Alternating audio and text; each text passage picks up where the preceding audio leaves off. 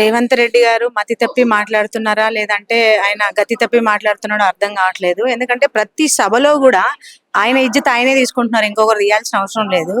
ఏంటి, మేము ఎక్కడ పోయినా కూడా అప్పులు ఉట్టట్లేదు, మీరు గొడవ చేయకండి, మీరు ఏమంటారు, మీరు ధర్నాలు చేయకండి అని చెప్తున్నాడు. అంతవరకు బాగానే ఉంది, చెప్పే అంతవరకు బాగానే ఉంది. కానీ ఈ అందాల పోటీలు అని చెప్పేసి ఆ విదేశాల నుంచి మహిళలందరినీ పిలిపించి మరి ఇక్కడ తీసుకొచ్చి మొన్న చూసుకుంటే చార్మినార్ గానీ అన్ని మన తెలంగాణ సంస్కృతి సాంప్రదాయాలు అన్ని కూడా పరిచయం చేస్తున్నారు. అంతవరకు బాగానే ఉంది. కానీ మరి నిన్న జరిగినటువంటి సంఘటన ఏదైతే వరంగల్లో భద్రకాళి టెంపుల్ దగ్గరికి వెళ్ళినటువంటి సంఘటన, ఆ సంఘటనలో చోటు చేసుకున్నటువంటి దృశ్యాలు కొన్ని చాలా భయంకరమైన విషయాలు. ఏంటంటే మహిళలను తీసుకెళ్లి మిగతా మహిళలను కించపరిచే సంఘటన జరిగింది. అక్కడ ఆదివాసీ మహిళలని అక్కడ ఉంచి వాళ్ళని పాదాలని ప్లేట్ లో పెట్టి కడిగించే సాంప్రదాయం, అసలు ఇలాంటి సాంప్రదాయాన్ని మరి ఎందుకు రేవంత్ రెడ్డి ఎంకరేజ్ చేస్తున్నారు అనేది అర్థం కాని విషయం. ఎందుకంటే మహిళలు వాళ్ళు ఇప్పుడు అందాల పోటీలో వీళ్ళెంత ముఖ్యమో ఒక సాధారణ మహిళ ఆమె గృహానికి ఆమె కూడా అంతే ముఖ్యం. కాబట్టి మరి అలాంటి వాళ్ళని కించపరిచే విధంగా వాళ్ళతో కాళ్ళు కడిగించే సాంప్రదాయం అనేది ఇది కరెక్ట్ కాదు. ఇది చాలా దురదృష్టకరం. ఇలాంటి సంఘటన ఎదురు కావద్దు, కానీ అయ్యింది. మరి ఇది రేవంత్ రెడ్డి దృష్టికి వెళ్ళిందా లేదా, మరి వాళ్ళు అక్కడ ఉన్నటువంటి ఎండోమెంట్ కు సంబంధించిన వాళ్ళు ఇలాంటి సాంప్రదాయాలను ఎందుకు ప్రోత్సహించారు అనేది కూడా మరి దీని మీద విచారణ జరిపించాల్సిన అవసరం ఎంతైనా ఉంది. వీడియోలు కూడా వైరల్ అవుతున్నాయి. ఎట్లా చూడొచ్చు దీన్ని? మన తెలంగాణ ఆడపడుచుల ఆత్మగౌరవాన్ని దెబ్బతీసేటట్టయినా అవమానపరిచేటైనా ఏం చెప్తారు?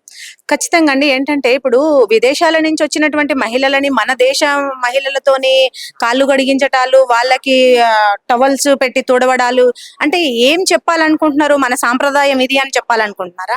అంటే అక్కడ వాళ్ళు ఎంత అయితే వెస్ట్రన్ కల్చర్ వాళ్ళది ఉంటే మాత్రము మన సాంప్రదాయాలను కూడా మనం గౌరవించాలి కదా. వాళ్ళ కాళ్ళను మనం గడిగడం ఏంటండి, నాకు అర్థం కాదు. కానీ అసలు అది చాలా బాధాకరమైన విషయం. అసలు ఎవరైతే ఆ కార్యక్రమంలో ఏ మహిళలైతే పాల్గొన్నారో వాళ్ళందరికీ కూడా ఆ టెంపుల్ కి సంబంధించి అలాంటి సిచ్యువేషన్ ని క్రియేట్ చేసిన ఎండోమెంట్ వాళ్ళందరూ కూడా వాళ్ళ క్షమాపణలు చెప్పాలి. ఇది తప్పైందని కూడా ఒప్పుకోవాలి వాళ్ళు.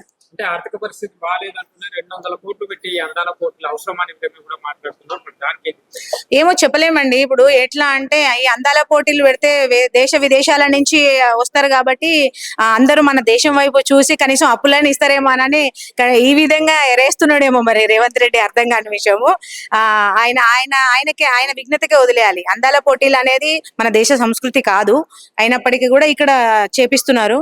దాన్ని మనకు ఉన్నటువంటి బడ్జెట్ ఇప్పటికే లో బడ్జెట్ ప్రాబ్లం లో ఉంది. మన తెలంగాణ రాష్ట్రమే ప్రాబ్లం లో ఉంది. ప్రతిదీ కూడా చూసుకుంటే ఆయన ఇచ్చినటువంటి 6 గ్యారంటీలు కూడా ఏ గ్యారంటీ కూడా అమలు కాలేదు. మనం నిన్నటికి మొన్న చూసుకుంటే కూడా మన ఈ ఫ్రీ బస్సును కూడా తీసేసి 50% మళ్ళీ చేస్తా అని చెప్పేసి కూడా చెప్తా ఉన్నారు. దాంట్లో కూడా ఆయన సబ్ గ్యారంటీలు అని చెప్పేసి సబ్ గ్యారంటీలు కూడా లేవు. అంటే అసలు గ్యారంటీల పేరు మీద గద్దెనెక్కినటువంటి రేవంత్ రెడ్డి అలాంటిది ఇప్పుడు కనీసం ఒక గ్యారంటీని కూడా అమలు చేయలేని పరిస్థితి. రోజుకు రోజు ఏ స్టేజ్ మీదనైనా సరే ఆయన పరువు ఆయననే తీసుకుంటున్నారు, ఇంకొకరు తీసుకోవాల్సిన అవసరం లేదు. అందాల పోటీల వల్ల టూరిజం ఎలా పెరుగుతుందండి, నాకు అర్థం కాదు. ఇప్పుడు మనం ఇక్కడ ఉన్నటువంటి టూరిజాన్ని మన గవర్నమెంట్ ఫండ్స్ తోని డెవలప్మెంట్ చేసుకోవాలి. కానీ వాళ్ళేదో ఇక్కడికి వచ్చి వాళ్ళేం పబ్లిసిటీ, మన టూరిజాన్ని పబ్లిసిటీ చేయట్లేరే. వాళ్ళు పబ్లిసిటీ చేస్తే మనకు ఏమైనా డెవలప్మెంట్ అవుతుంది. కానీ వాళ్ళేం చేయట్లేరు కదా. వాళ్ళేదో సరదాగా వచ్చి వెళ్ళిపోయేటోళ్ళు. వాళ్ళు ఇక్కడ పోటీలలో పాల్గొనడానికి వచ్చిన వాళ్ళ ద్వారా మనకి డెవలప్మెంట్ అవుతుంది అనేది అది ఆయనంత వెరితనం ఇంకోటి ఉండదండి. మహిళలకు అన్ని చేస్తున్నామని అంటే నేను ఒక ప్రశ్న అడుగుతాను రేవంత్ రెడ్డి గారిని. ఇదే రేవంత్ రెడ్డి గారు ఒక్కసారి పిలుపునివ్వండి, మహిళలకు నేను అన్ని చేస్తున్నాను అని ఒక్క పిలుపునిస్తే ప్రతి మహిళ వాళ్ళ ఆత్మఘోష, వాళ్ళ బాధ, వాళ్ళు ఓటేసేటప్పుడు ఏ ఆలోచనతోని ఏ అంచనాతో వేసారో ఈయన ఇచ్చినటువంటి గ్యారంటీల పేరుతోని వాళ్ళు నమ్మకం పెట్టుకొని ఆ ఓటేస్తే ఇప్పుడు వాళ్ళ నమ్మకాన్ని కూడా ఒమ్ము చేసి అసలు వాళ్ళని ఒకసారి అడిగితే వాళ్ళ బాధ చెప్తారండి. 2500 కానీ ఎక్కడా రాలేదు, ఎవరికి రాలేదు. తులం బంగారం అన్నారు, అది కూడా ఇప్పటి వరకు ఎవరికి రాలేదు. అదే విధంగా ఫ్రీ బస్ అనేది అది ఒక్కటి తప్ప దాంట్లో కూడా ఇప్పుడు మన తెలంగాణ బడ్జెట్ మన తెలంగాణ ఆర్టీసీ కూడా సమ్మెకు సైరన్ మోగిచ్చిరు వాళ్ళు కూడా. అంటే వాళ్ళను కూడా సమ్మె చేయొద్దు అంటే సమ్మె చేయొద్దు అని చెప్పేసి కాళ్ళు పట్టుకుని అడుకునే పరిస్థితి రేవంత్ రెడ్డిది. ఇప్పుడు ఎవరైనా ధర్నా చేస్తా అంటే అదే అంటే ఆయన తెలియకుండా ఎట్లుంటది. వాళ్ళు ఆర్టీసీ వాళ్ళు సమ్మె చేస్తున్నామని వాళ్ళు ఒక ప్రెస్ నోట్ రిలీజ్ చేసిరు. వాళ్ళు రిలీజ్ చేసినాక కూడా వాళ్ళు ఆయనకు తెలియదు అని అంటే ఒక రాష్ట్ర సీఎం ఆయనకు తెలియదు. ఆయనకు తెలియకుండా ఎలా ఉంటది అంటే ఆయన తప్పించుకునే వ్యవహారం ఏదో ఏదో అనుకున్నారు కానీ అది ఆయనకు అది వర్కౌట్ అవ్వట్లేదు. ఆయనకు పరిపాలన చేత కావట్లేదు.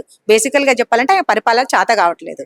అందుకే ఆయన ప్రతి మాటలో బడ్జెట్ లేదు, డబ్బులు రావట్లేదు, అప్పులు ఇవ్వట్లేదు. ఇదే పని. అప్పులు ఇస్తేనే ఇన్ని సంవత్సరాలు మన రాష్ట్రాన్ని పాలించారండి అందరూ. మరి మనకు రావాల్సినటువంటి బడ్జెట్ ఎక్కడ పోతుంది? మన దగ్గర ఉన్నటువంటి ట్యాక్సులు ఎక్కడ పోతున్నాయి? మన దగ్గర ఉన్నటువంటి వ్యవస్థ అంతా ఎక్కడ పోతుంది? ఆయన ఏం చేస్తున్నాడు? దాన్ని ఎందుకు తీయలేకపోతున్నాడు? ముఖ్యమంత్రి అయిన కొత్తలో అక్కడక్కడ ప్రోగ్రామ్ లో ముఖ్యమంత్రి పేరు మర్చిపోవడం చూస్తాం మనము. నిన్న ఆయన పేరు ఆయన మర్చిపోయి ముఖ్యమంత్రి ఉత్తమ్ కుమార్ రెడ్డి వీడియో కూడా వైరల్. అంటే ఆయనకు మతి స్థిమితం తప్పింది. ఎట్లా అంటే పాపం ఆయన షార్ట్ టైమ్ లో హై లెవెల్ కి వెళ్ళడము, షార్ట్ టైమ్ లో సీఎం అవ్వడము. కాబట్టి అది ఆయనకు కూడా ఒక్కోసారి గుర్తుకుండట్లేదు. ఆయననే సీఎం అని ఆయన గిల్లుకుంటున్నాడు. అలాంటి పరిస్థితి ఉంది ఇప్పుడు. అది ఏం చెప్తారు మరి చివరిగా 7.5 పరిపాలన పట్ల రాష్ట్ర ప్రజలు సంతృప్తిగా ఉన్నట్టా లేనట్టా? 7.5 పరిపాలనలో చాలా దరిద్రమైన పరిపాలన. ఎందుకంటే వాళ్ళ పార్టీలోనే చాలా మంది రేవంత్ రెడ్డి పరిపాలన బాగలేదు, ఆయన పరిపాలించడానికి చేత కావట్లేదు కాబట్టి మా సీఎం నే మార్చేస్తామనని వాళ్ళలో వాళ్ళే కుమ్ములాట, వాళ్ళలో వాళ్ళే ఢిల్లీకి ప్రయాణం చేయడము, అక్కడ ప్యాకేజీలు ఇచ్చుకోవడము, ఈయన ఎప్పుడు గద్దె జరుపుదామా ఇంకోరు కూర్చుందామా అన్నట్టు వాళ్ళే కొట్లాడుకుంటా ఉన్నారు. మనం కొత్తగా చెప్పాల్సిన అవసరం లేదు. వాళ్ళను వాళ్ళే గద్దె దింపుకొని వాళ్ళే రోడ్డు మీదకి ఎక్కుతారు. అది మనం కూడా చూస్తాం. అది త్వరలోనే అది కూడా జరుగుతుంది.